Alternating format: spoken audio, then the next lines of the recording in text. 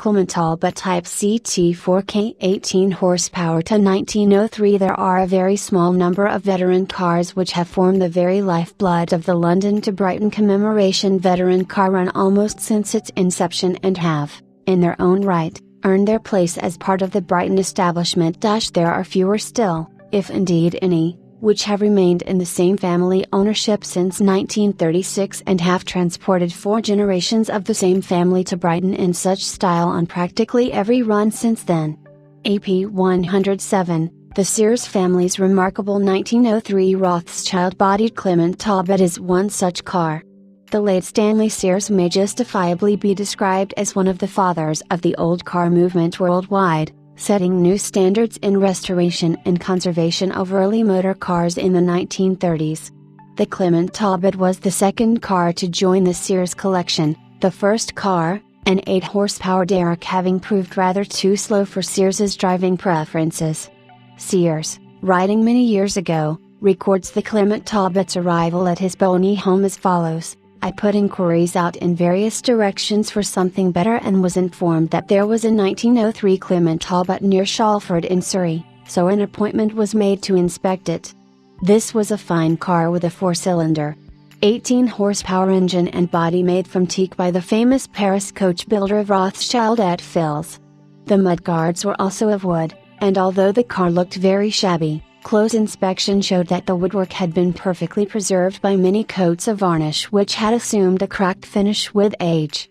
Again, this car was bought for what would have been a song today, and as it was in running order I drove it back to Bolney.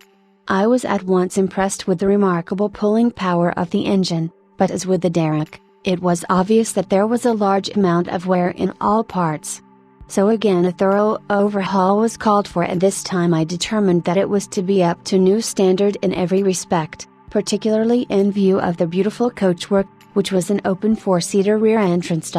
While the chassis was being brought up to original condition, all the varnish on the body and mudguards and the paint on the bonnet and wheels was completely stripped to the bare wood or metal. Then 12 coats of clear varnish were applied, and each one laboriously flatted by the hand of that master craftsman Mr. Elphick of Hayward's Heath. The beautiful grain of the wood was shown up to perfection, and the new bright red upholstery and red paint lined in blue and yellow on the bonnet, wheels and chassis contrasted strikingly with the varnish. The car looked magnificent with the gleaming brass of the lamps and fittings, and I pride myself that I was the first person in England to restore a veteran car to absolutely new condition throughout. I covered over 6,000 miles on this car before the war and gained many class awards in rallies and conquered elegances. The car has proved to be extremely reliable and has taken part in every London to Brighton run since 1937, always arriving punctually and without trouble en route. How many veteran cars come with those moments of acquisition and restoration so comprehensively recorded? Stanley Sears's collection grew rapidly, the skilled eye of the connoisseur ensuring that only cars of great significance were to share the motor house at Bolney with the Clement Talbot. These were to include, amongst others, the 1904 Mercedes 18/28 horsepower racing 2-seater, the 1905 Rolls-Royce 20 horsepower TT car, a 1901 Morse 10 horsepower, now the property of the Royal Automobile Club and regularly driven by H.R.H. Prince Michael of Kent, the 1914 Grand Prix Opel, the 1914 TT Sunbeam, the Bentley 4-liter supercharged team car, not to mention a mouth-wateringly spectacular collection of Edwardian, vintage and post-vintage Rolls-Royces, all restored and maintained to the Sears exacting standards. Significantly, the Clement Talbot has remained in the Sears family collection longer than any other car, a clear favorite. AP 107's history began in 1903 when entrepreneur Julius Drew, 6th child of a Bedfordshire clergyman, took delivery of this car at his Sussex mansion, Wadhurst Hall. Drew had made his fortune from his home and colonial stores in London, established by him in 1883 to supply basic food to the urban working class. That this venture was successful is evidenced by Drew's retirement just 6 years later and his acquisition of the magnificent Wadhurst Hall. His 18-horsepower 2.7-liter Clement Talbot was well chosen. The French-built motor car was state-of-the-art with 4 cylinders, cast in pairs, of 85 by 120 bore and stroke, displacing a useful 2714cc, 4-speed gearbox with direct drive on top gear, shaft and bevel driver ear axle and mechanical inlet and exhaust valves. Surely a winning formula. Parisian Adolphe Clement had entered the burgeoning motor industry with capital derived from exploiting his acquisition of the Dunlop pneumatic tire patents in France. The Clement cars ranked alongside Panhard Levasseur, Moors and Berliet at the very top end of the French motor industry, which itself then led the world. English aristocrat, the 20th Earl of Shrewsbury and Talbot, initially under the banner of the British Automobile Commercial Syndicate Limited, imported Clement motor cars into England, marketing them in 1903 as Clement Talbots and later, when a new manufacturing facility had been established in Ladbroke Grove, London, in 1904, simply calling them Talbots. Julius Drew, grandly listed in Burke's Landed Gentry in 1900 as Drew of Wadhurst, certainly aspired to mixing with the elite social classes and most probably knew the 20th Earl, so inspiring his choice of motor car. The coachwork chosen for his new car was by Reims, Oscar & Co., manufactured of Voitures, 131 Avenue Malakoff, Paris, who traded under the name of J. Rothschild et Fils, their financial backers.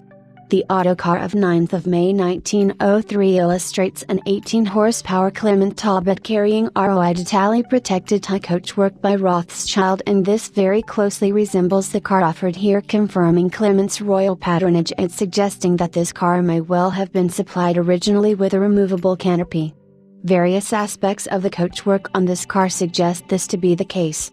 Stanley Sears believed that the illustration in the autocar was of his actual car. AP 107 remained in the ownership of Julius Drew until 1920, passing that year to 1S.J. Upton of Holmeshill Farm at Chidingley, Sussex.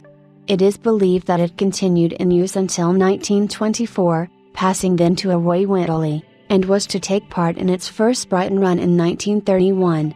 Still today bearing Julius Drew's coat of arms on the coachwork side panels, AP 107 now reflects the attention and careful use it has enjoyed in an amazing 77 years of Sears family ownership.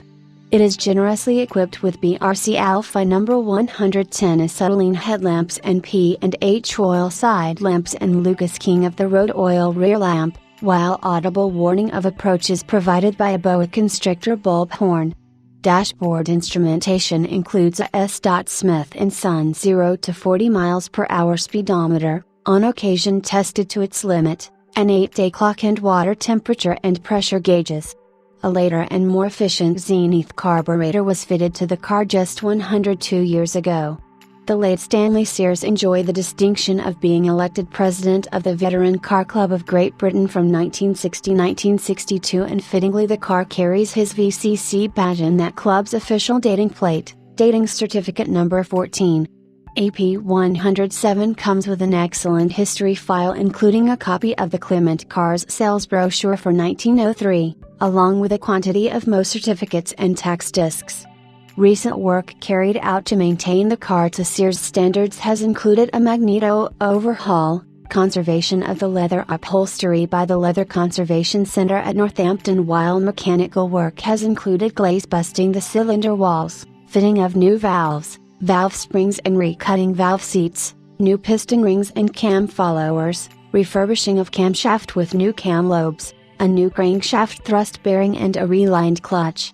This impressive, we've written in it, motor car, a real presence in any veteran gathering, has been checked over and serviced to ready it for the 2013 London Brighton Veteran Car Run, enabling the successful buyer to drive this car on the Brighton Road on Sunday, so continuing AP 107's remarkable history as part of the Brighton establishment.